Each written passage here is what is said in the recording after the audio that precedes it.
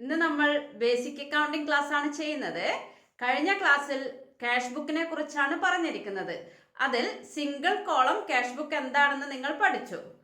ഇന്ന് നമ്മൾ ചെയ്യുന്നത് double column cash book with bank column. അപ്പോൾ എന്താണ് ഡബിൾ കോളം ക്യാഷ് ബുക്ക്? നമുക്ക് നോക്കാം എന്താണ് double column cash book. My name is Jeena. You're welcome to Ramanuja Institute of Accounting. Ramanuja Institute of Accounting. Your perfect career craftsman. അപ്പോൾ എന്താണ് double column cash book? A cash book having two amount column on each side is called double column cash book. അപ്പോൾ എന്താണ് double column cash book?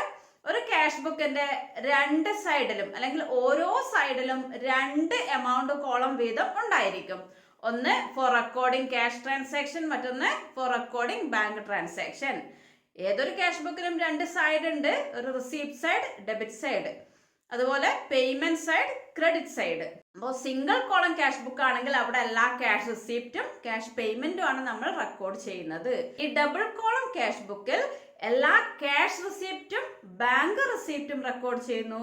അതുപോലെ എല്ലാ cash പേയ്മെന്റും bank പേയ്മെന്റും record ചെയ്യുന്നു.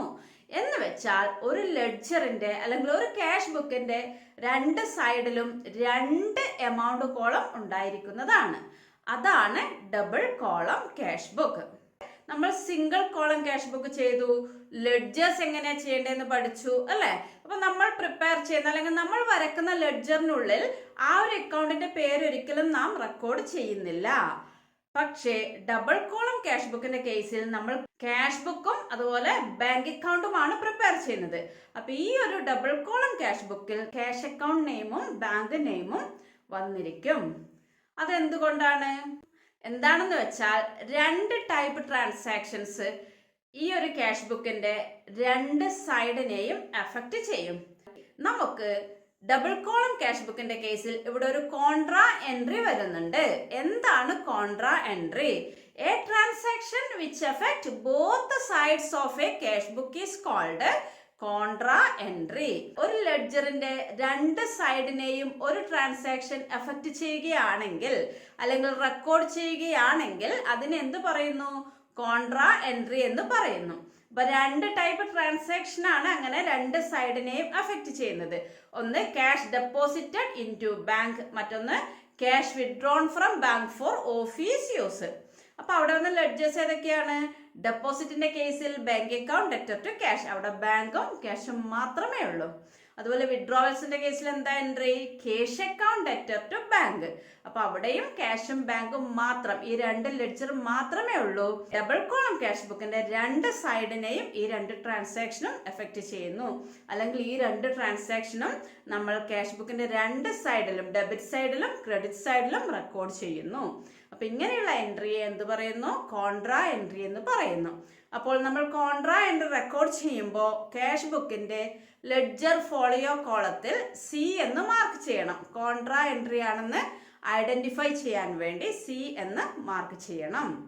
അപ്പൊ ഇത്രയും കാര്യങ്ങളാണ് ഡബിൾ കോളം ക്യാഷ് ബുക്കിന്റെ കേസിൽ ശ്രദ്ധിക്കേണ്ടത്. ഇനി നമുക്ക് അതിന്റെ ഫോർമാറ്റ് നോക്കാം.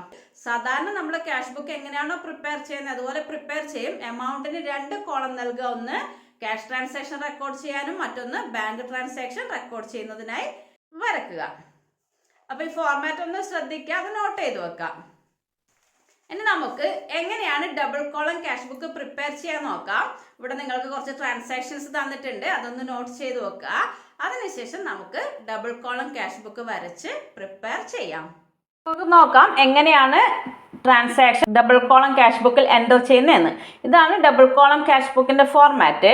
ഈ ക്വസ്റ്റ്യൻ ഒന്ന് നോട്ട് ചെയ്ത് വെക്കുക. അവിടെ ട്രാൻസാക്ഷൻ സ്റ്റാർട്ട് ചെയ്യുന്നത് 2020 ഏപ്രിൽ മന്തിലാണ്. അപ്പോൾ നമുക്ക് ഡേറ്റ് നൽകാം.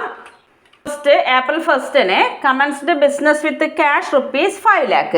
അപ്പോൾ വരുന്ന journal entry cash account debtor to capital account. അപ്പോൾ ഇത് ക്യാഷിനെ മാത്രമാണ് എഫക്റ്റ് ചെയ്യുന്നത്, ക്യാഷിനെ ഡെബിറ്റ് ചെയ്യുന്നു. അപ്പോൾ ക്യാഷ് കോളത്തിൽ debit side capital account. Cash കോളത്തിലാണ് എമൗണ്ട് നൽകേണ്ടത്, amount 5 lakh. Next opened bank account by depositing ₹1 lakh. April 2 bank account open ചെയ്യുന്നു, 1 lakh ഇൻവെസ്റ്റ് ചെയ്യുന്നു. അപ്പോൾ അവിടെ വരുന്ന journal entry bank account debtor to cash account. അപ്പോൾ ഈ ഒരു ക്യാഷ് ബുക്കിൻ്റെ രണ്ട് സൈഡിനെയും, ഡെബിറ്റ് സൈഡിനെയും ക്രെഡിറ്റ് സൈഡിനെയും ഈ ഒരു ട്രാൻസാക്ഷൻ എഫക്റ്റ് ചെയ്യുന്നു. ഇങ്ങനെയുള്ള ട്രാൻസാക്ഷനെ നമ്മൾ കോൺട്രാ എൻട്രി എന്ന് പറയും. അപ്പോൾ ഇത് റെക്കോർഡ് ചെയ്യുമ്പോൾ ശ്രദ്ധിക്കുക, രണ്ട് സൈഡിലും വരും. നമ്മൾ ക്യാഷ് എന്ന് പറഞ്ഞ് എഴുതുകയാണെങ്കിൽ ബാങ്ക് കോളത്തിൽ എമൗണ്ട് വരും, ബാങ്ക് എന്ന് പറഞ്ഞ് എഴുതുകയാണെങ്കിൽ ക്യാഷ് കോളത്തിലാണ് എമൗണ്ട് വരിക. അപ്പോൾ അത് കൺഫ്യൂഷൻ്റെ ആവശ്യമൊന്നുമില്ല. ആദ്യം നമ്മൾ ക്യാഷ് അക്കൗണ്ടിൽ എങ്ങനെ ചെയ്യുമെന്ന് നോക്കാം. നമ്മൾ bank account at to cash account എന്ന് പറയുമ്പോൾ ഇവിടെ ക്യാഷിനെ ക്രെഡിറ്റ് ചെയ്യുന്നു. അപ്പോൾ ക്യാഷ് അക്കൗണ്ടിൽ നമ്മൾ എവിടെ റെക്കോർഡ് ചെയ്യണം? ക്രെഡിറ്റ് സൈഡിൽ റെക്കോർഡ് ചെയ്യണം. ബാങ്ക് എന്ന് പറഞ്ഞ് ക്യാഷ് കോളത്തിൽ എമൗണ്ട് നൽകും. അപ്പോൾ ഏപ്രിൽ 2 ഇവിടെ ബാങ്ക് ക്യാഷ് കോളത്തിൽ എമൗണ്ട് നൽകാം. അപ്പോൾ ഇതെന്താണ്? കോൺട്രാ എൻട്രി ആണ്. അപ്പോൾ ലെഡ്ജർ ഫോളിയോ കോളത്തിൽ സി എന്ന് മാർക്ക് ചെയ്യുക. കോൺട്രാ എൻട്രി ആണെന്ന് ഐഡൻറ്റിഫൈ ചെയ്യാൻ വേണ്ടി. ഇനി ഇവിടെ ക്യാഷ് കോളത്തിൽ 1 lakh എമൗണ്ട് നൽകാം. അപ്പോൾ ക്യാഷ് അക്കൗണ്ടിൽ ക്രെഡിറ്റ് സൈഡ് ബാങ്ക് എന്ന് പറഞ്ഞ് ക്യാഷ് കോളത്തിൽ എമൗണ്ട് നൽകണം. ഇനി എന്ത് വേണം? ഇവിടെ debit side April 2 bank account at to cash എന്ന് പറയുമ്പോൾ ബാങ്കിന് ഡെബിറ്റ് ചെയ്യുമ്പോൾ ബാങ്കിൻ്റെ ഡെബിറ്റ് സൈഡാണ് റെക്കോർഡ് ചെയ്യുന്നത്. അപ്പോൾ എങ്ങനെ റെക്കോർഡ് ചെയ്യണം? ക്യാഷ് എന്ന് പറഞ്ഞ് റെക്കോർഡ് ചെയ്യുക. ലെഡ്ജർ ഫോളിയോ കോളത്തിൽ സി കോൺട്രാ എൻട്രി എന്ന് മാർക്ക് ചെയ്യുക. Amount 1 lakh. അപ്പോൾ എങ്ങനെയാണ് റെക്കോർഡ് ചെയ്യേണ്ടത്? ക്യാഷിനെ ക്രെഡിറ്റ് ചെയ്യുമ്പോൾ ക്രെഡിറ്റ് സൈഡ് ബാങ്ക് എന്ന് പറഞ്ഞ് റെക്കോർഡ് ചെയ്യണം. ബാങ്കിനെ ഡെബിറ്റ് ചെയ്യുമ്പോൾ ഡെബിറ്റ് സൈഡ് ക്യാഷ് എന്ന് പറഞ്ഞ് ബാങ്ക് കോളത്തിൽ എമൗണ്ട് എഴുതുക.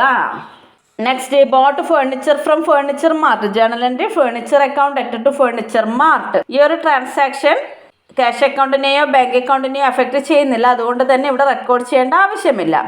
Next, April 4 bought goods from SM traders ₹2 lakh. അപ്പോൾ ഇവിടെ journal entry purchase account at to SM traders. ഇതൊരു നോൺ ക്യാഷ് ട്രാൻസാക്ഷൻ ആണ്. ക്യാഷിനെയോ ബാങ്കിനെയോ അഫക്റ്റ് ചെയ്യുന്നില്ല. അതുകൊണ്ട് തന്നെ ഇതിവിടെ റെക്കോർഡ് ചെയ്യേണ്ട ആവശ്യമില്ല. Next, April 5 cheque issued to furniture mart. Furniture മാർട്ടിന് ചെക്ക് നൽകുന്നു. Journal entry furniture mart account at to bank. ഇവിടെ ബാങ്കിനെ ക്രെഡിറ്റ് ചെയ്യുന്നു. അതുകൊണ്ട് തന്നെ ബാങ്കിൻ്റെ ക്രെഡിറ്റ് സൈഡ് ഏപ്രിൽ 5 ഡേറ്റ് കൊടുക്കുക. ഫേർണിച്ചർ മാർട്ട് ബാങ്ക് കോളത്തിൽ എമൗണ്ട് നൽകുക. ചെക്ക് നൽകുമ്പോൾ ബാങ്ക് കോളത്തിൽ എമൗണ്ട് നൽകുക 25,000. Next, April 6 salary paid. Salary കൊടുക്കുമ്പോൾ വരുന്ന journal entry salary account at to cash. ക്യാഷിനെ ക്രെഡിറ്റ് ചെയ്യുന്നു. അപ്പോൾ ക്രെഡിറ്റ് സൈഡ് ക്യാഷ് കോളത്തിൽ salary amount 20,000. Next, further capital introduced ₹2 lakh. വീണ്ടും ക്യാപിറ്റൽ കൊണ്ടുവരുന്നു. അപ്പോൾ journal entry cash account at to capital. ക്യാഷിനെ ഡെബിറ്റ് ചെയ്യുന്നു. അപ്പോൾ ക്യാഷിൻ്റെ ഡെബിറ്റ് സൈഡ് ക്യാപിറ്റൽ എന്ന് പറഞ്ഞ് ക്യാഷ് കോളത്തിൽ എമൗണ്ട് നൽകാം. Amount 2 lakh. Next, cash deposited in to bank April 8. വീണ്ടും ക്യാഷ് ഡെപ്പോസിറ്റ് ചെയ്യുന്നു. അപ്പോൾ ഇതെന്താണ്? ഒരു കോൺട്രാ എൻട്രി ആണ്. Journal entry bank account at to cash. നേരത്തെ ചെയ്തിരിക്കുന്നത് പോലെ ചെയ്യണം.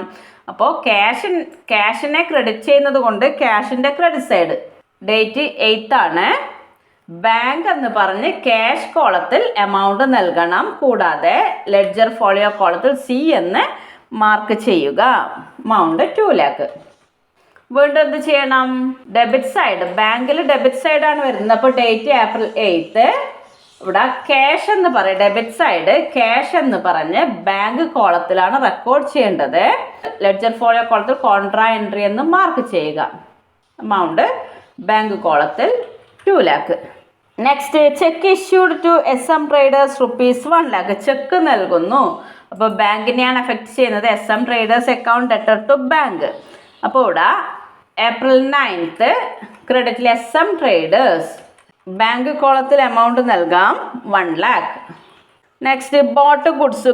അപ്പോൾ purchase account at to cash. ക്യാഷിനെ ക്രെഡിറ്റ് ചെയ്യുന്നു. അപ്പോൾ ക്യാഷിൻ്റെ credit side date April 10 purchase cash കോളത്തിൽ എമൗണ്ട് നൽകാം 50,000.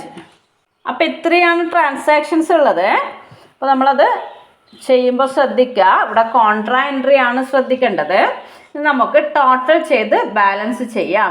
ഡെബിറ്റ് സൈഡും ക്രെഡിറ്റ് സൈഡും നോക്കുക. ഏത് സൈഡാണ് ടോട്ടൽ എമൗണ്ട് കൂടുതൽ വരുന്നത് ആ സൈഡ് ആദ്യം ടോട്ടൽ ചെയ്യുക. ഇപ്പോൾ ഇവിടെ ഡെബിറ്റിലാണ് എമൗണ്ട് ടോട്ടൽ കൂടുതൽ വരുന്നത്. അപ്പോൾ ഡെബിറ്റിൽ ടോട്ടൽ ചെയ്ത് നോക്കാം. ഇവിടെ ക്യാഷ് ഡെബിറ്റ് സൈഡ് 7 lakh ആണ് ടോട്ടൽ വരുന്നത്. Bank 3 lakh. ഇനി എന്ത് ചെയ്യാം? ഡെബിറ്റിലുള്ള ടോട്ടൽ ക്രെഡിറ്റിൽ നൽകാം. ക്യാഷിൽ 7 lakh, ബാങ്കിൽ 3 ലാക്ക്. ബാലൻസ് ചെയ്യുക. ഈ ടോട്ടലിൽ നിന്നും ഈ ക്യാഷിൻ്റെ ക്രെഡിറ്റിലുള്ള ടോട്ടൽ മൈനസ് ചെയ്ത് കിട്ടുന്ന ആൻസർ ഇവിടെ നൽകാം. അതുപോലെ ബാങ്കിൻ്റെ കേസിലും ബാലൻസ് ചെയ്യാം. അപ്പോൾ ഇവിടെ ബാലൻസ് കിട്ടുന്നത് 3,30,000. ബാങ്കിൻ്റെ ബാലൻസ് കിട്ടുന്നത് 1,75,000. ഇതെന്താണ്? ഏപ്രിൽ 30th ക്യാഷിൻ്റെയും ബാങ്കിൻ്റെയും ക്ലോസിംഗ് ബാലൻസ്. അതിവിടെ by balance carried down. April 30th closing balance May 1st എന്തായിരിക്കും? ഓപ്പണിംഗ് ബാലൻസ് ആയിരിക്കും. അപ്പം May 1st to balance brought down. Same amount ഇവിടെ നൽകാം. 3,30,000, 1,75,000. അപ്പം ഇതാണ് ഇതിൻ്റെ ബാലൻസ് വരുന്നത്.